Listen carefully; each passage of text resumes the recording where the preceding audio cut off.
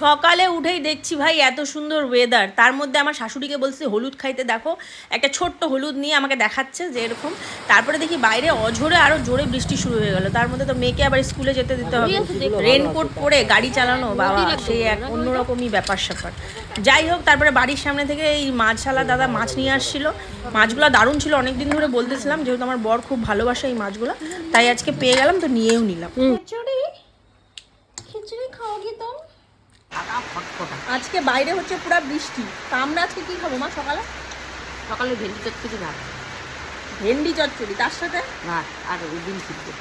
তাহলে ভেন্ডি চচ্চড়ি তার সাথে ডিম সিদ্ধ। আর মা এই যে বাড়ির সামনে থেকে কি মাছ নিচ্ছে ওটা? গচি মাছ নিচ্ছে, গচি মাছের রেসিপি হবে নাকি? দুপুরবেলা হবে গচি মাছের রেসিপি, আলু দিয়ে, গচি মাছের আলু দিয়ে রেসিপি। বাহ, দারুণ গন্ধ বেরোচ্ছে, তার সাথে ডিম, ডিম ফেটে কি বেড়া গেছে দেখো মা, ডিমের ছানা, এই ডিমের ছানা হয়ে গেছে।